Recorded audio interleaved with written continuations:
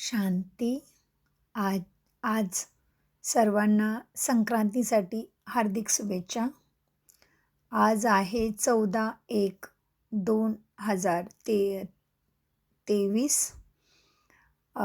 महावाक्य आहे आणि आज सगळ्यांना परत एकदा संक्रांतीसाठी खूप खूप हार्दिक शुभेच्छा.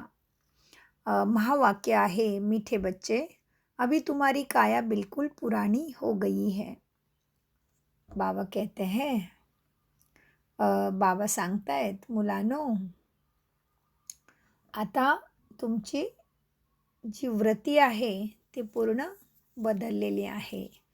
म्हणजेच तुमची कायाकल्प पूर्ण बदललेला आहे. म्हणजे तुम्ही सत्वप्रधान देवी देवता होता, परंतु आता तुम्ही काय झाले, एकदम तमोप्रधान मनुष्य कलाहीन झालेले आहात, विकारी झालेले आहात. तर बाबा सांगतात, गोड मुलांनो, आता तुमचे शरीर पूर्णतः जुने झाले आहे. बाबा आले आहेत तुमचा कायाकल्प वृक्ष समान बनवण्यासाठी, तुमची काया बदलण्यासाठी, तुमचे संस्कार बदलण्यासाठी. तुम्ही अर्ध्या कल्पासाठी अमर बनता. दैवी गुणाने आता तुम्ही भरपूर बनता, म्हणून बाबा आलेले आहेत. प्रश्न आहे आजच्या मुरलीचा, या वंडरफुल अप्रतिम नाटकामधील कोणती गोष्ट समजून घेण्यासारखी आहे? उत्तर, या नाटकामध्ये जे कोणी पाठधारी आहेत त्यांचे चित्र फक्त एकदाच पाहू शकता. मग तेच चित्र 5000 वर्षानंतर पाहायला मिळते, कारण 84 जन्मामध्ये तुमचे 84 शरीर मिळतात. म्हणजे 84 चित्र, 84 प्रकारचा चेहरा, वेगवेगळं रूप येऊ शकतं आणि सर्व वेगवेगळे असतील. कर्म देखील एकसारखे असू शकत नाही. ज्याने जी कर्म केली आहेत ती पुन्हा 5000 वर्षानंतर तीच कर्म करणार. या अतिशय समजून घेण्यासारख्या गोष्टी आहेत. तुम्हा मुलांच्या बुद्धीचे कुलूप आत्ता उघडते की आम्ही आत्मा परमात्माचे मुलं आहोत आणि परमात्माच सतगती करतो, हे लक्षात आलेलं आहे. तुम्ही हे रहस्य सर्वांनासुद्धा समजून सांगा आणि सर्वांनासुद्धा सुखसागरच्या छत्रछायामध्ये येण्याचं सेवा आणण्याची आणि येण्याची निमंत्रण देण्याची सेवा करा. ओम शांती. भोलेनाथ नेहमी शिवबाबांना म्हटले जाते, शंकराला म्हटले जात नाही. ते तर विनाश करतात आणि शिवबाबा तर नवीन सुखाच्या दुनियेची स्थापना करतात. हे नक्की ठरलेलं कर्तव्य आहे.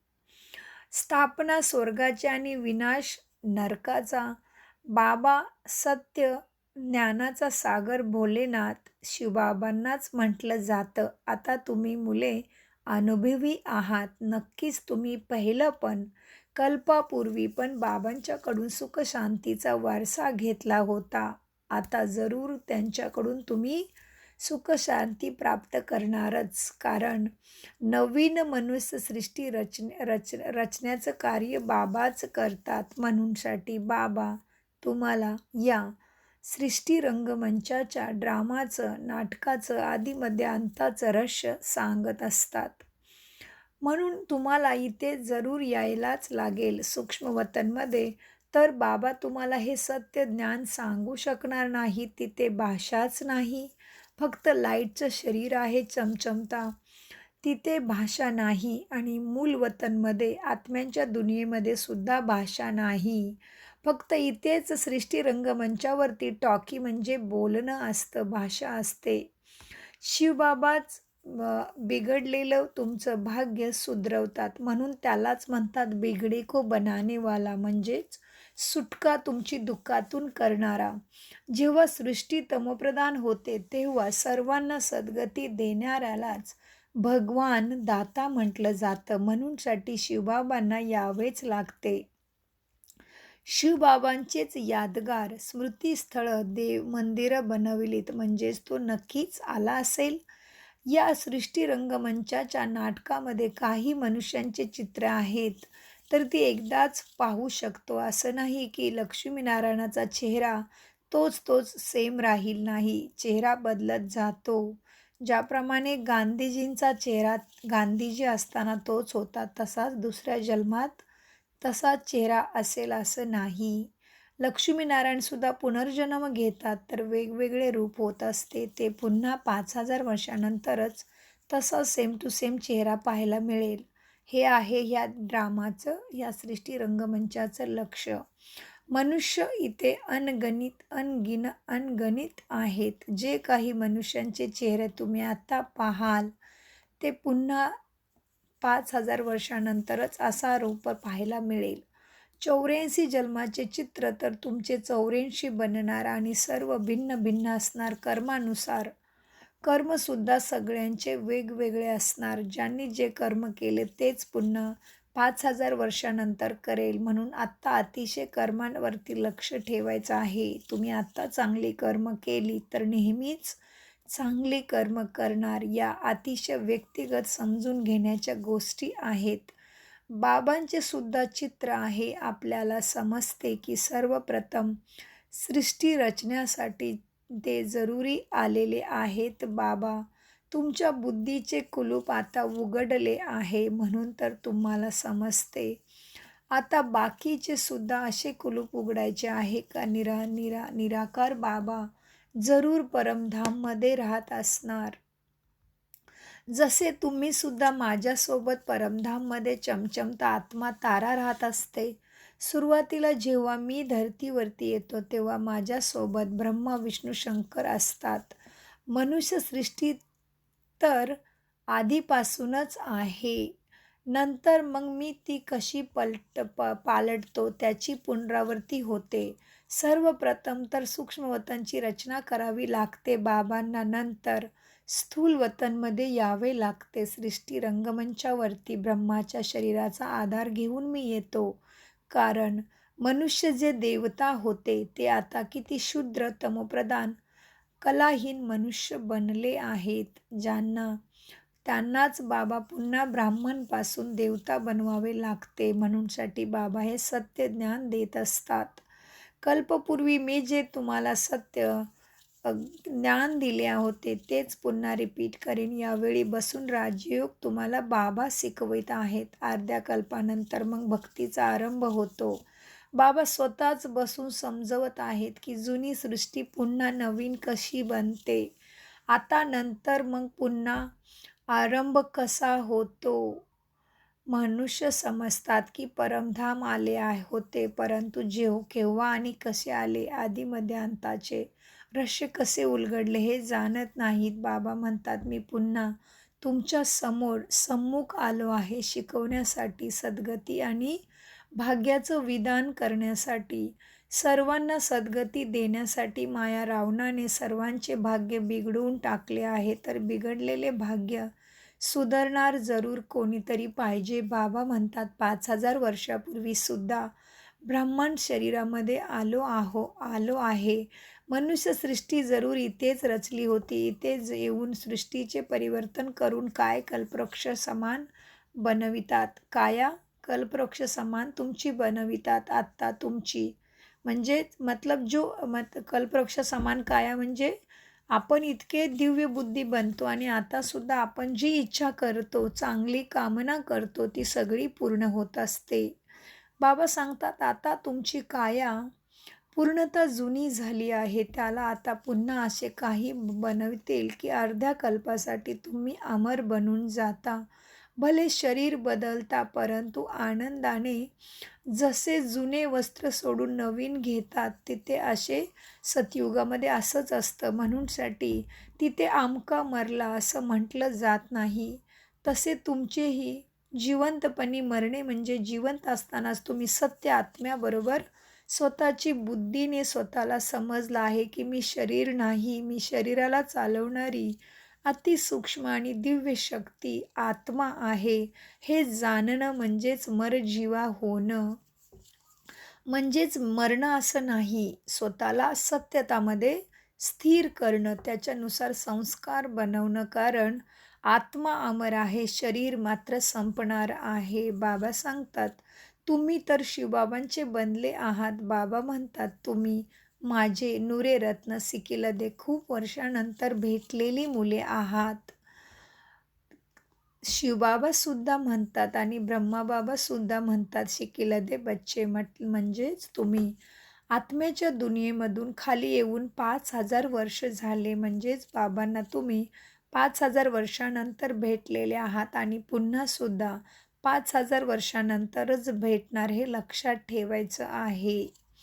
बाबा सांगतात ते निराकार बाबा आणि हे साकार बाबा. आता तुम्ही म्हणता की बाबा तुम्ही सुद्धा तेच आहात ना, आणि आम्ही सुद्धा तेच आत्मे आहोत जे कल्प पहिले तुमच्याकडून देवी देवता पद आम्ही प्राप्त केलेलं होतं.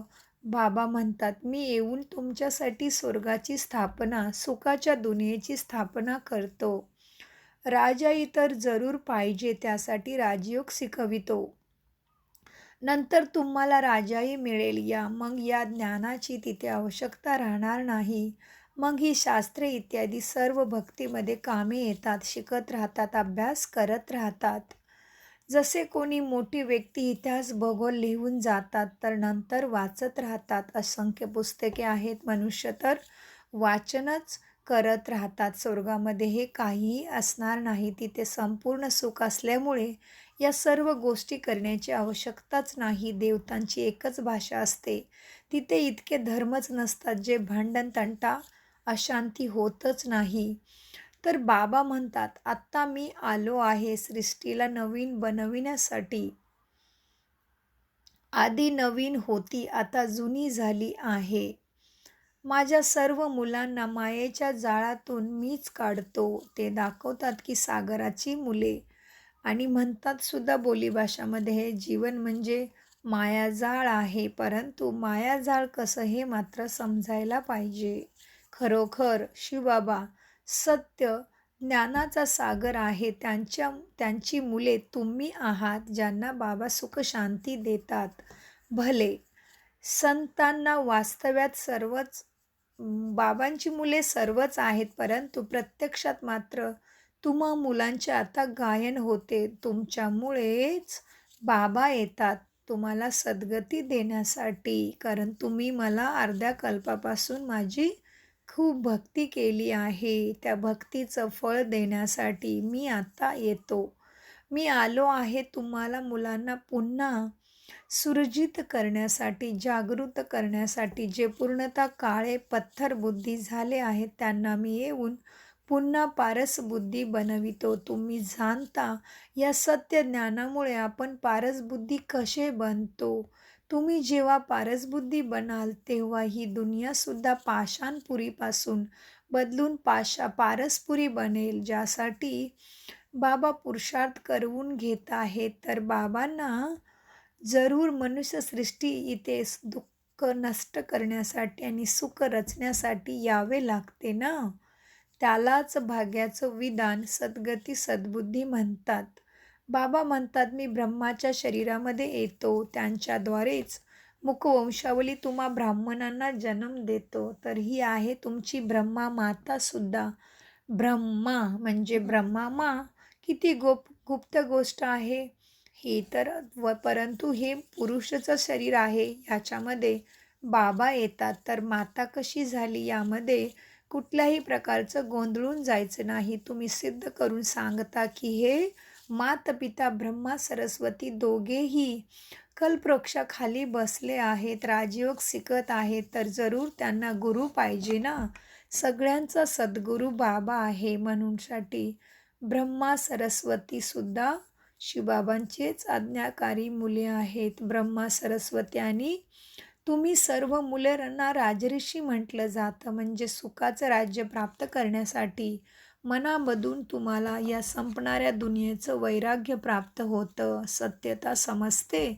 तर मग संपणाऱ्या दुनियेला कोण बुद्धियोग लावत बसणार. कर्तव्य कर्म तर करायची, परंतु मनबुद्धीनी बाबांना आठवण करून मनाबुद्धी संस्कार बाबांच्या शिक्षेनुसार दिव्य बनवायचे आहेत. बाबा सांगतात हा तुमचं जीवन. राजऋषी राजाईसाठी बाबांशी योग लावतात. बाबा येऊन राजयोगाने हे तुम्हाला सत्य ज्ञान शिकवतात, जे दुसरे कोणीही शिकवू शकत नाही. दुसरा कितीही साधू संत म्हणत असला तरी तुमची सद्गती आणि तुम्हाला राजयोग शिकवू शकत नाही. नाहीतर आत्तापर्यंत तुमची सद्गती व्हायला पाहिजे होती. आता दुनियेमध्ये किती दुःख वाढलं, कारण शिवबाबा आल्याशिवाय दुःख दूर होत नाही. बाबा आत्ता आले आहेत. बाबा सांगतात, मी तुम्हाला योग शिकवतो. ते दुनियामध्ये तर शरीराचे योग अनेक शिकवतात, परंतु त्याने कधी कुणाचे मनबुद्धीला शांती प्राप्त झालेली नाही. ते हठयोग शिकवतात, बाबा राजयोग शिकवतात आणि दुसरे कोणी राजयोग शिकवूसुद्धा शकत नाही. भगवंतानेच येऊन, शिवबाबाने येऊन हा राजयोग तुम्हाला आत्ता शिकवला आहे, शिकवत आहेत. ते म्हणतात की मला कल्प पुन्हा कलियुगाच्या अंतिम युगे यावेच लागते. जेव्हा नवीन मनुष्यसृष्टी रचायची असते तर जुनी सृष्टी सफाई तर होणारच, स्वच्छता तर प्रलय तर होणार. प्रलय होत नाही, परंतु सर्व मनुष्य मात्र मरणार आहेत निश्चित. मग बाबा सांगतात, प्रलय जर झाला तर मग बाबा सांगतात प्रलय होत नाही. जर प्रलय झाला तर मग मी कुणामध्ये येणार? निराकार येऊन काय करणार? ब्रह्मा बाबा असावाच पाहिजे ना. बाबा समजवतात की सृष्टी तर आधीपासूनच आहे, भक्तीसुद्धा आहे. भक्ती म्हणजे भगवंतापासून तुम्ही कधीही अलग झाले नव्हते, परंतु भगवंताला सोडून देवी देवतांची, साधू संतांची, तत्वांची पूजा करत बसले. यावरून सिद्ध होते की तुम्ही मला ओळखले नव्हते. त्याच्यामुळे अति दुःख वाढले. कलियुगामध्ये तर माझं नामोनिशाणच नष्ट करून टाकतात, मला विसरून जातात. रावणाचं राज्य आहे, सर्वत्र दुःख आहे. म्हणूनसाठी रावणाचे राज्य दूर होणार आहे. खरोखर यावेळी सर्वजण दुःखी आहेत. महाभारी लढाई समोर उभी आहे. ही आहे भगवंताची पाठशाला. इथे लक्ष्मीनारायण बनण्याचं ध्येय आहे, एम ऑब्जेक्ट आहे. नर से नारायण, नर जो करणी करे नारायण बन जाये, नारी जो करणी करे श्री लक्ष्मी बन जाये असं म्हटलं जातं. परंतु ते कर्म, ते सद्बुद्धी कोण देणार? बाबाच देत आहेत. तुम्ही जाणता सतयुगामध्ये लक्ष्मीनारायणाचे राज्य होते. नंतर सिंगल मुकुटधारी तुम्ही सतयुगामध्ये राजे बनले. आता मात्र तुमच्यावरती बाबांच्या छत्रछायाचा पण मुकुट आहे. म्हणूनसाठी बघा, देवतांच्या पाठीमागे असा लाईटचा चक्र दिसतं आपल्याला, लाईटचा घेरा दिसतो. हे आहे बाबांची शक्ती. बाबा सांगतात त्यानंतर मग बाकी इतर धर्माची वृद्धी या धर्तीवरती होते. मग ह्या राज्याचा विस्तार इत्यादी करण्यासाठी लढाई करतात. तुम्ही जाणता जो भूतकाळ झाला त्याची परत पुनरावृत्ती होते. ज्याप्रमाणे सूर्य उगवतो आणि मावळतो त्याचप्रमाणे सृष्टीवरती सुद्धा सतयुग, त्रेता, द्वापार, कलियुग हे चक्र चालूच राहते. पुन्हा लक्ष्मीनारायणाचे राज्य सुरू होईल. बाबा सृष्टीच्या इतिहासाचं तुम्हाला पूर्ण रहस्य समजवून सांगतात. याच्यामध्ये बुद्धी विस्तारामध्ये जाण्याची आवश्यकता नाही. स्वतःला आत्मा समजून बाबांना याद करा, कर्माची गती समजा, एवढंच इनफ आहे. आम्ही सूर्यवंशी आहोत तर पुनर्जन्मसुद्धा जरूर सूर्यवंशीमध्येच घेत असणार, फक्त नाव रूप बदलत असणार. बाबा सांगतात माता पितासुद्धा दुसरे मिळणार. हा सारा ड्रामा बुद्धीमध्ये ठेवायचा आहे. बाबा कसे येतात हे सुद्धा समजलं आहे. मनुष्याच्या बुद्धीमध्ये तेच गीतेचं ज्ञान आहे, ज्याने सद्गती मिळत नाही. पूर्वी आमच्या बुद्धीमध्ये पण तेच होते. आता तुम्हाला हे सत्य ज्ञान बाबा भेटले आहेत, म्हणूनसाठी सद्गतीवरती चालत आहात. ह्या किती गुप्त गोष्टी आहेत, साधारण मनुष्याला हे समजणार नाही. ज्या ऐकता सर्व तुम्हाला सिक्रेट समजले आहे, रहस्य समजले आहे. मनुष्यसुद्धा सांगतात की पहिले तुमचे हे सत्य ज्ञान वेगळे होते, आता खूप चांगले आहे. आता समजले आहे की कसे ग्रस्त व्यवहारामध्ये राहून सुद्धा आपणाला मनसा वाचा कर्मणा आणि कमलपुष्प समान बनायचं आहे. राहायचं आहे सर्वांच्या बरोबर, कर्तव्य कर्म करायचे आहे, परंतु मनबुद्धी मात्र बाबांच्या शिक्षेप्रमाणे चालवायची आहे. बाबा सांगतात हा आहे तुम्हा सर्वांचा अंतिम जन्म. तुम्हाला सर्वांना मरायचं सुद्धा आहे.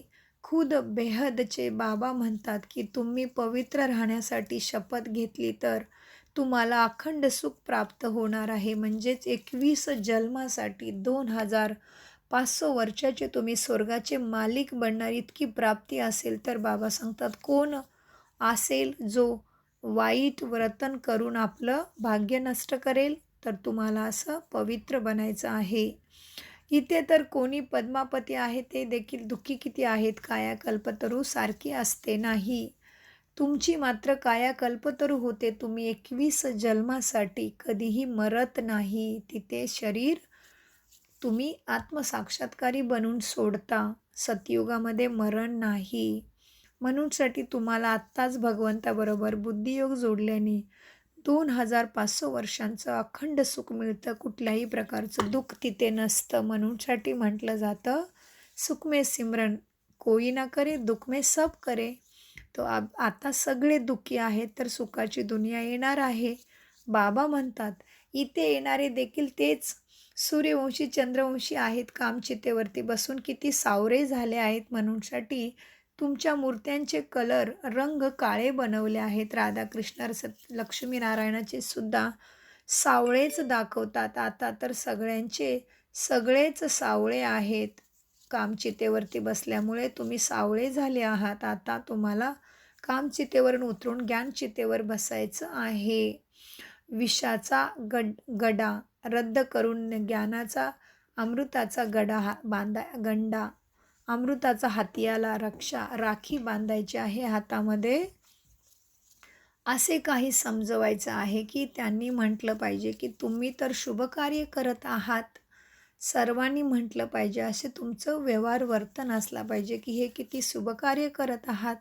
जोपर्यंत कुमारी आहेत तोपर्यंत त्यांना अपवित्र म्हणणार नाहीत. बाबा म्हणतात तुम्हाला पतित कधीही बनायचं नाही. पुढेच्या काळामध्ये पुष्कळ जण येतील आणि म्हणतील की हे खूप चांगले आहे. ज्ञानचितेवर बसल्यामुळे आम्ही तर सर्वांचे मालिक बनणार. बरेचदा ब्राह्मणच सगाई करून देतात.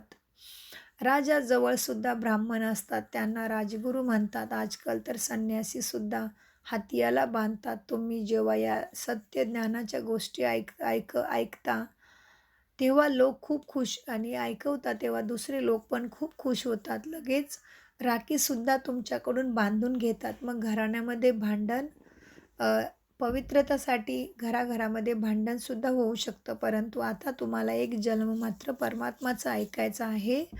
तर मात्र जन्मोजन्मी तुमच्या सगळ्यांचं कल्याण आणि सुखमय जीवन होणार आहे. म्हणूनसाठी काहीही सहन करा परंतु तुम्हाला मनसावाच्या कर्मणा बाबांच्या शिक्षेनुसारच चालायचं आहे. तुम्ही आहात गुप्त शिवशक्ती सेना. तुमच्याजवळ कुठल्याही हत्यार नाही. देवीच्या हातामध्ये बरीच काही हत्यारे दाखवतात. या सर्व आहेत ज्ञानाच्या गोष्टी. बाबा कधी लढाई करायला शिकवत नाहीत. योगबळाच्या गोष्टी इथे आहेत. तुम्ही योग बुद्धीने बाबांच्या बरोबर बुद्धी लावून स्वतःचे संस्कार देवी बनवता. म्हणूनसाठी तुम्हाला सुख शांतीची विश्वाची देवी बादशाही मिळते. कधीही बाहुबळाने म्हणजे लढाईने कधीही मिळत नाही. लढाई केलं एक दुसऱ्याला दुःख दिलं तर उलट अजूनच दुःखी होऊन मरावं लागेल आणि परत तेच दुःख भोगण्यासाठी धर्तीवरती जन्म दुःखामध्येच घ्यावा लागेल. बाबा सांगतात बेहदची राजाई तर बेहदचे मालिकच देतील ना. तर बाबाच आहेत पूर्ण दुनियेचे मालिक. लढाईचं काही गोष्ट नाही. बाबा म्हणतात मी कधीही तुम्हाला आपसामध्ये लढवत नाही. मी तर तुमचा लढाई झगडा दुःख मिटवण्यासाठी आलो आहे. मला रहमदिल म्हणतात. बाबा सांगतात की नंतर जे तुम्हाला आता दिसत आहे त्याचं नामोनिशाणसुद्धा राहणार नाही. सर्वांना इथून जायचं आहे. सर्वजण परमात्म्याची आठवण करतात की दुःखातून सोडवा. म्हणूनसाठी बाबा म्हणतात सुद्धा किती वेळा अत्याचार होतो तेव्हा बाबा माझी लाज राखा. तरी देखील बाबांच्यावरती निश्चय नसल्यामुळे अजून कोणाकोणाला इतर गुरूंना पकडतात, देवी देवतांना पकडतात, तत्वांना पकडतात. कारण अजून बाबांना व्यवस्थित ओळखलेलं नाही. आमच्यामध्ये सुद्धा ईश्वर आहे मग स्वतःवरती विश्वास करत राहत नाही. काही मनुष्य म्हणतात आम्हीच ईश्वर आहे. हे सुद्धा किती चुकीचं आहे. कारण असं केल्यामुळे कुणाचीही सद्गती झालेली नाही. बाबा सांगतात जर तुमच्यामध्ये भगवंत आहे तर दुःखामध्ये कशाला भगवंताला आठवण करता आणि तुम्हीच भगवंत आहे तर गुरु कशाला करता. किती वेगळ्या आणि न्याऱ्या गोष्टी आहेत समजून सांगण्यासाठी. बाबा म्हणतात कल्पापूर्वीसुद्धा मी असाच आलो होतो जसा आता आलो आहे. आता तुम्ही जाणता की रचयिता बाबा कसे बसून रचना करतात हा देखील ड्रामा आहे. तोपर्यंत या चक्राला जाणून घेत नाही तोपर्यंत तुम्हाला हे कसं कळणार की पुढे काय होणार आहे. म्हणतात सुद्धा हे कर्मक्षेत्र कुरुक्षेत्र परंतु कर्मक्षेत्र कुरुक्षेत्र कसं झालं हे मात्र बाबाच समजून सांगतात. आपण निराकारी दुनियामध्ये इथे पाठ बजावण्यासाठी आलो आहोत. तर मग तुम्हाला संपूर्ण ड्रामाच्या क्रिएटर आणि डायरेक्टर विषयाची माहिती असली पाहिजे. आम्ही सर्व ॲक्टर्सनी जाणले आहे. आम्ही सर्व भूमिका म्हणजे पात्र बजावणारे नाटकातले पात्र आहोत. आम्ही सर्व ॲक्टर्सनी जाणलं आहे की हा ड्रामा कसा बनलेला आहे.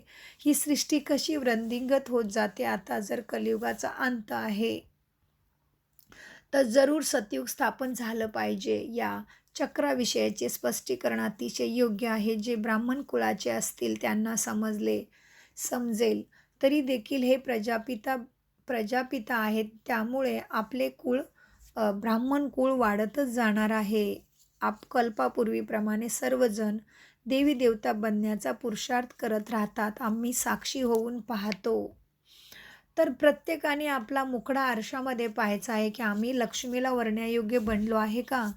ती नारायणाची गोष्ट आहे ना, सर्वांना माहीत, नारदाची.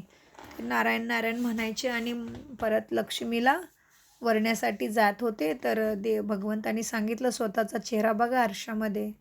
तर ज्याप्रमाणे बंदरसारखा मुखडा म्हणजेच सगळ्यामध्ये स्वभावामध्ये संस्कारामध्ये काम क्रोध ईर्ष्या द्वेष अहंकार असणं म्हणजेच बंदरसारखा मुखडा दिसला ना नारदाला आरशामध्ये. आहे ना कथा सर्वांना माहीत. तर बाबा पण आता आपल्याला सांगतायत की तुम्ही पुरुषार्थ करत आहात तर स्वतःमध्ये किती सद्गती दिव्य बुद्धी आली. आत्म्यामध्ये किती शांत स्वरूपता सुख स्वरूपता सकारात्मकता धैर्यता सहनशक्ती किती आली आत्मामध्ये हे जरूर पहा. बाबा म्हणतात प्रत्येकाने आपला मुखडा पाहायचा आहे मनाच्या आरशामध्ये. आपल्या सत्ययुगामध्ये आपण सतयुगामध्ये राजधानी घेण्यासाठी कितपत लायक बनलो आहोत स्वतःचं स्वतः पाहायचं आहे. ही तुमची कल्पकल्पाची बाजी आहे. आता मात्र तुम्ही पूर्ण वरसा घेतला पाहिजे. बाबांच्या आज्ञेचं पालन कराल तेवढंच उच्च भाग्य तुम्हाला आणि तुमच्या पूर्ण खानदानाला प्राप्त होईल. जे जितके सेवा करतील तुम्ही आहात बेहदचे रूहानी सोशल वर्कर आत्मिक समाजसेवक. तुम्ही सुप्रीम रूह म्हणजे परमात्म्याच्या मतावरती चालत आहात. असे चांगले पॉईंट्स धारण करायचे आहेत. बाबा येऊन तुम्हाला काळाच्या पंजातून सोडवितात. जिथे मृत्यूचे नावसुद्धा नाही आहे मृत्यूलोक. ते आहेत अमरलोक. इथे आधीमध्ये अंत दुःख आहे. तिथे सुखाचे तिथे तुम्हाला सतयुगामध्ये दुःखाचे नामोनिशान नाही. म्हणूनसाठी मला आत्ता सर्व आठवण करतात भगवंताला. सतयुगामध्ये त्रेतामध्ये कोणीही आठवण करणार नाही. कारण तुम्हाला आत्ता इतकी प्राप्ती होते जे तुम्हाला जन्मोजन्मी सुखच प्राप्त होते. तर बाबा सांगतात मुलांनो तर आता काय करा, माझी आठवण करा. माझ्या आज्ञेवरती ह्या एकच जन्म चालायचा आहे. तर तुम्हाला 2500 वर्षांचं अखंड सुख प्राप्त होतं. बाबा सांगतात गोड खूप वर्षानंतर भेटलेल्या मुलांच्या प्रति मातपिता बापदादांची प्रेमपूर्वक आठवण आणि शुभ प्रभात. आत्मिक पित्यांचा आत्मिक मुलांना नमस्ते. आम्ही आत्मिक मुलांचा आत्मिक बाबांना याद प्यार गुड मॉर्निंग आणि नमस्ते प्यारे बाबा नमस्ते. हम है सब कुछ सद्बुद्धि से सच्चाई से समझते और धारण करते. धारणा के लिए धारणेसाठी मुख्य सारांश आपण निराकारी आणि साकारी दोन्ही पित्यांचे सिकिलदे नूर रत्न आहोत. हे लक्षात ठेवायचं आहे. म्हणजे आपण साधारण नाही आहे. ज्यावेळी आपल्याला माहिती असतं की आपण साधारण नाही आहे, आपला घराणा काय आहे, आपलं कुळ काय आहे, तेव्हा आपण कधीही खराब काम करत नाही. त्याप्रमाणे आता लक्षात ठेवायचं आहे की आम्हीच ब्राह्मण कुळभूषण आहोत. नंबर 2 योग बळाने विश्वाची राजाई घ्यायची आहे. पवित्रताची राखी बांधली आहे तर सहनसुद्धा करायचं आहे. कधीही पतित बनायचं नाही. वरदान पहा मनपटलवरती बापदादा शिवबाबा ब्रह्माच्या शरीरामध्ये विराजमान भ्रुकुटी सिंहासनावरतून प्रचंड लाईट माझ्यावरती येत आहे. बाबा मला वरदान देत आहेत. बाबांनी माझ्यावरती लाईटचा हात ठेवला आणि वरदान दिलं. काय वरदान दिलं पहा? वरदान, सुखाचे सागर बाबांच्या स्मृतीद्वारा दुःखाच्या दुनियेमध्ये राहून सुद्धा सुख स्वरूप भव. सुखाचे सागर बाबांच्या स्मृतीद्वारा दुःखाच्या दुनियेमध्ये राहून सुद्धा सुख स्वरूप भव. वरदानाचे विश्लेषण आहे सदा सुखाचे सागर बाबांच्या स्मृतीमध्ये राहा तर स्वरूप बनाल. सुख स्वरूप तुम्ही सुद्धा बनाल तर दुःख तुम्हाला येणारच नाही.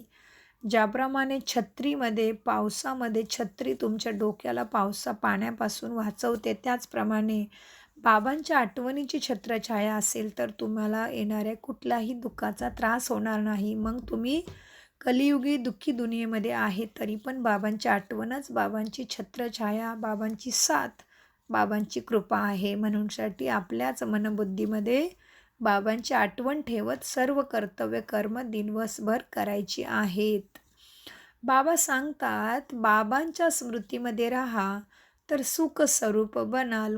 भले दुनियेमध्ये कितीही दुःख आणि अशांतीचा प्रभाव असो, परंतु तुम्ही न्यारे आणि प्रिय आहात, कारण तुम्ही आत्मिक स्थितीमध्ये आत्माच्या आठवणीमध्ये आहात. सत्याची आठवण म्हणजे आत्मा, स्वयं आत्मा आणि परमात्माची आठवण.